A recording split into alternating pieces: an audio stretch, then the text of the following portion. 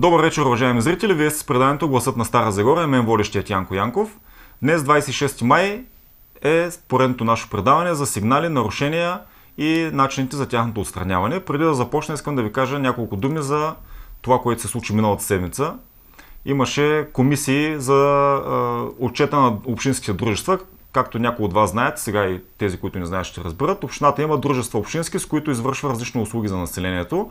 Тези дружества са с капитал 100% собственост на общината, за които отговарят общинските съветници, ние общинските съветници, и тези дружества имат назначение с договори за управление управители, които ръководят тези дружества и получават заплата за това.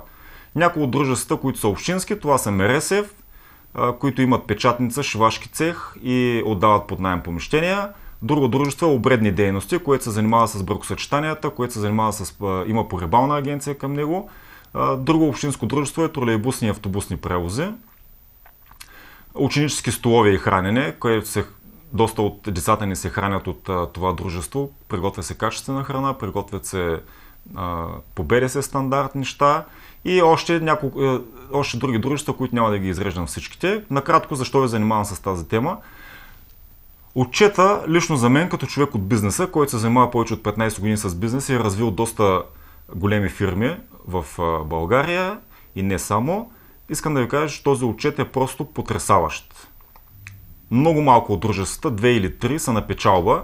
Ако може да се каже печалба, този смешен резултат, който е между 2 и 3 хиляди лева печалба за цялата година, при оборот стотици хиляди левове, всички останали дружества са на загуба.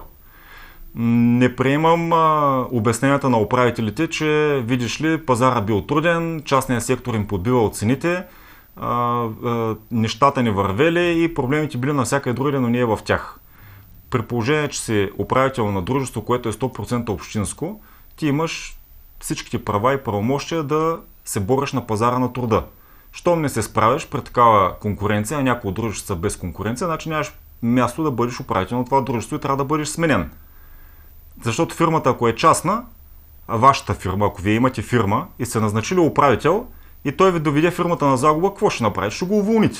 В общината обаче не е така. Идва фирмата на загуба, общинските съветници гласуват да се покрие загубата от бюджета и нещата са окей от нашите данъци.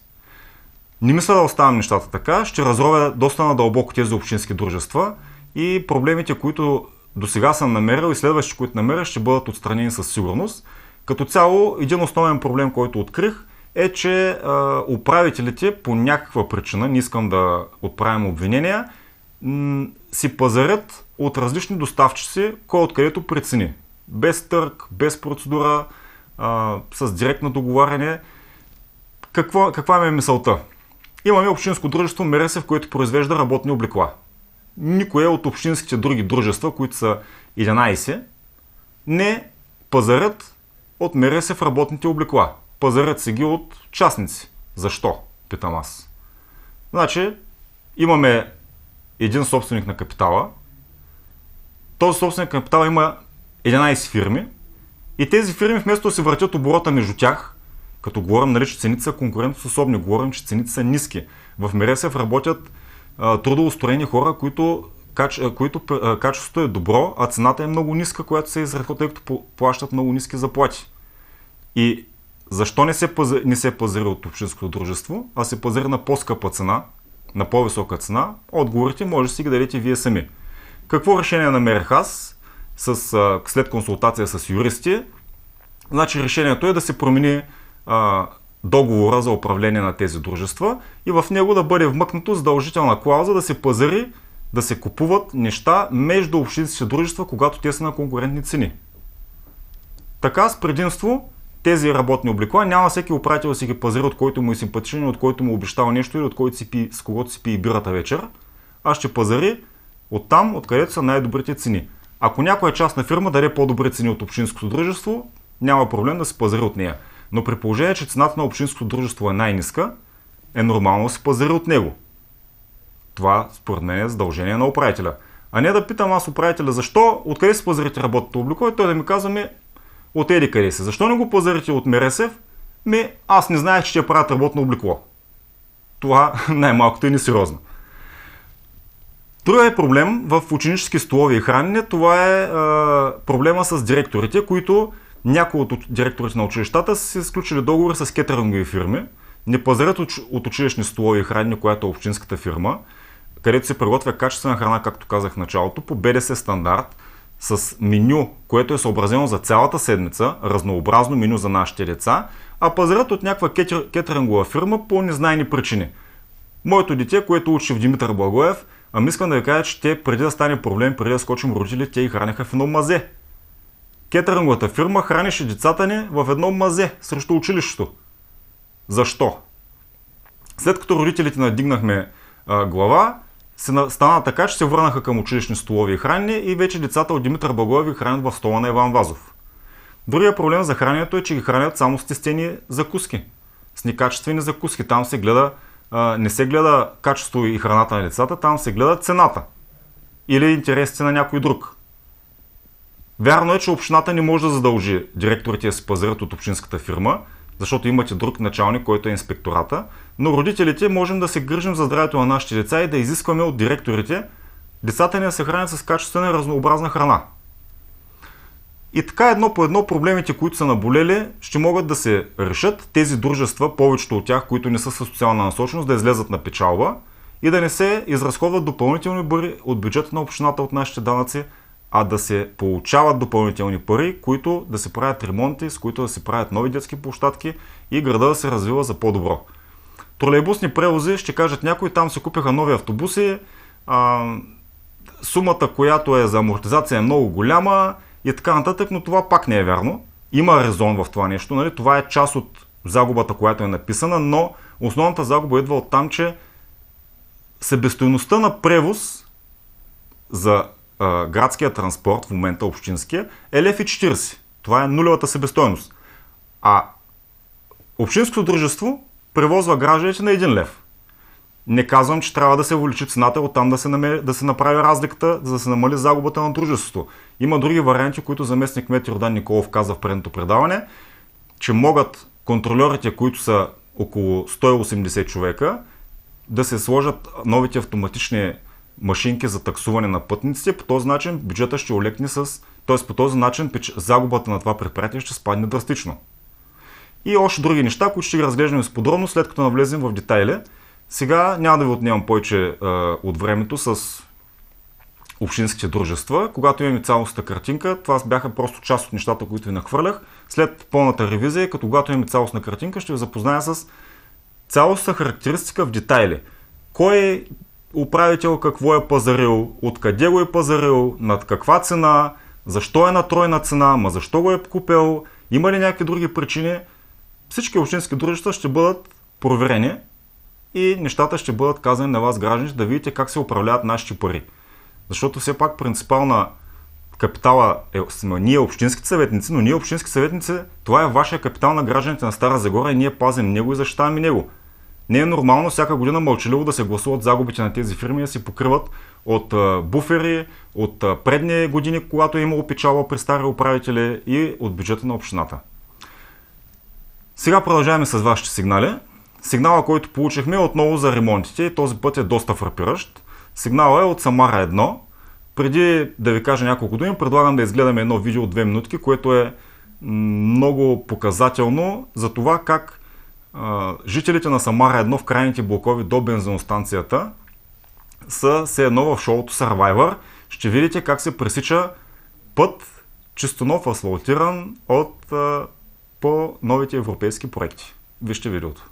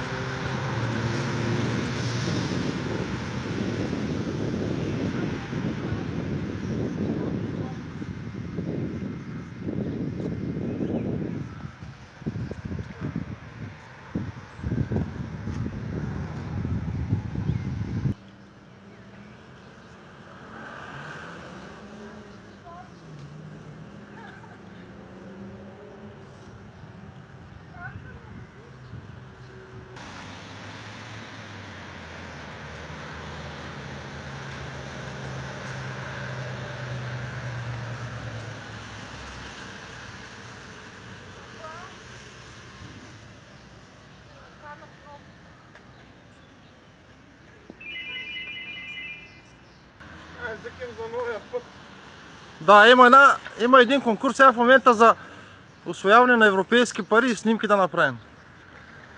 И това е правилно по европейска програма.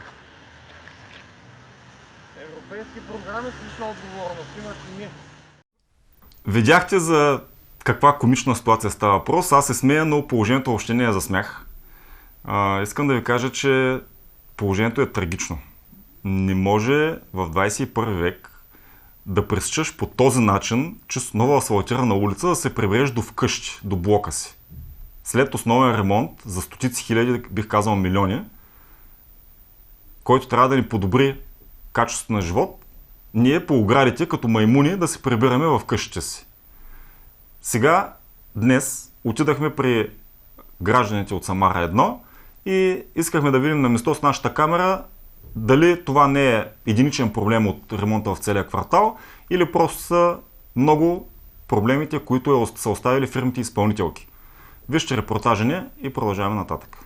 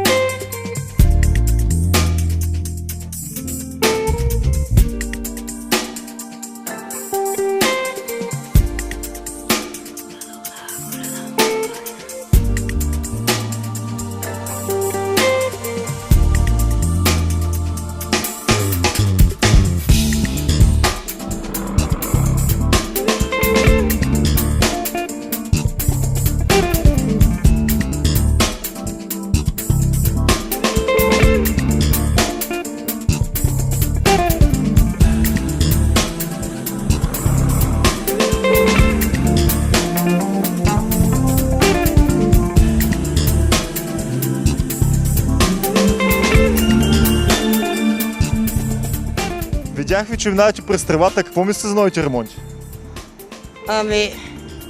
Новите ремонти на другия блок са много хубави, но те са на друга фирма. А тук тази фирма, която строи, си остави ръцете. Знаете ли коя е фирмата? Как? Знам. А какво имате предвид? Някакъв подполковник, Радко ли, Вълко ли, нямам представа. Какво имате предвид? От миналата година са гази в кал, сега на пролетта кърлежи колкото искаш тревата. Виждам, че тревата не е окосена. Тревата, да. Тук отзад е паркинг за коли. Майки с колички с децата минават отдолу. Другите, които са без колички на ръце, тук е детската градина. Аз видях преди малко една майка с бебенцето на ръце. Бебето пресича от тук и идва.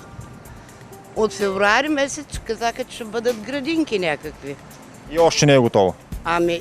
То ще стане октомври, докато се наканят да ги направят. Аз даже, ако бях по-млада, щях да заснема и да пратя. Хубаво да видят. Ние ще го покажем. Добре, благодаря ви. Хубаво да видят. Защото правяха на покрива ремонт. Намери се един, който да заснеме, че хвърляли турбите долу.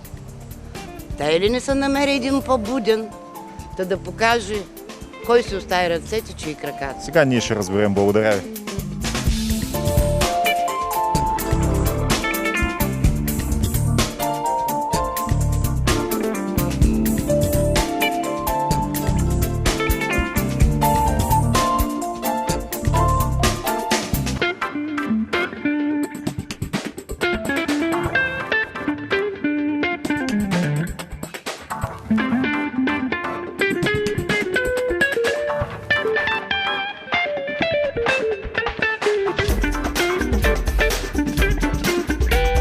Това са недовършените детски площадки. Искам да ви покажем ето този тротуар. Той е много интересен. Ще помоля камерата само да дойде след мен внимателно. Да видим на къде води самия тротуар. Вървим си по тротуара и стигаме до нищо. Каква е предназначението на този тротуар? Защо не е вързан с долния път? Няма стълбички. Тук трябваше да бъде вратата ли? Нещо има сбъркано пак в целия проект. Вижда, че събира се и вода. Чак е поникнала тревичка, листа, мръсоти. Не е отводнен самия тротуар, както останалите неща, които видяхте. Самата растителност е почти 2 метра и нещата са в подобно критично състояние.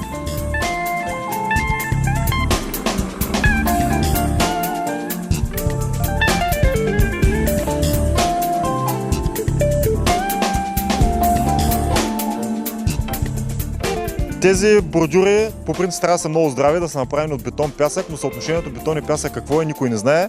Вижда се, че едва няколко месеца след монтирането им вече са потрошени. Самия бордюр е счупен или при монтажа, или след това при експлоатацията му. Ето виждате, той се рони като пясък, целият бордюр. За да не кажем, че е единичен случай, от тази страна го има същия бордюр. Ето вижда се. Просто са като халва тези бордюри.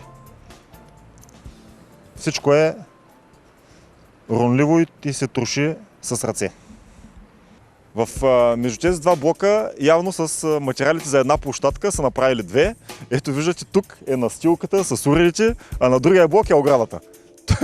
От материалите, както казах, са направили две площадки. Чудесна работа. Доволни ли сте? Как са нещата след ремонта? Стана ли по-хубав квартала? Има и добри моменти. Има и лоши. Има и лошо. Кои са лошите? Тук получихме сигнал от ваши комшии, че тук става едно мини езеро, като завали дъжд. Да, то се знае от много време и след ремонта и преди ремонта. Не направиха шахта за отводнение. Не е направено добре. А тази площадка, от кога е готова така направена? Виждам, че няма ограда, не е довършена. От кога е така?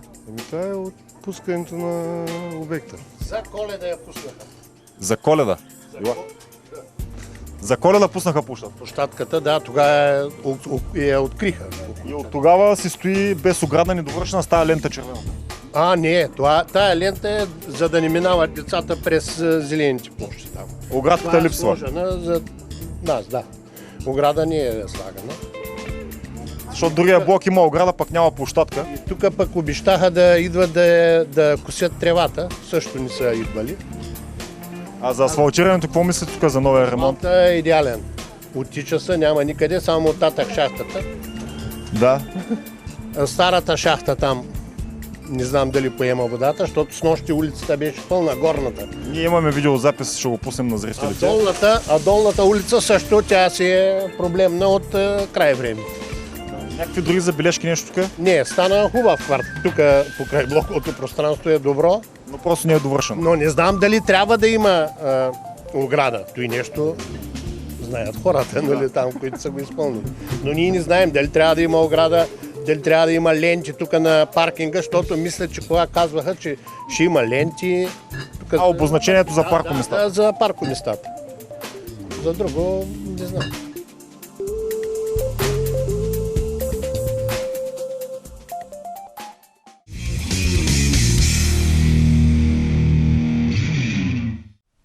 След този репортаж вече всички думи са излишни.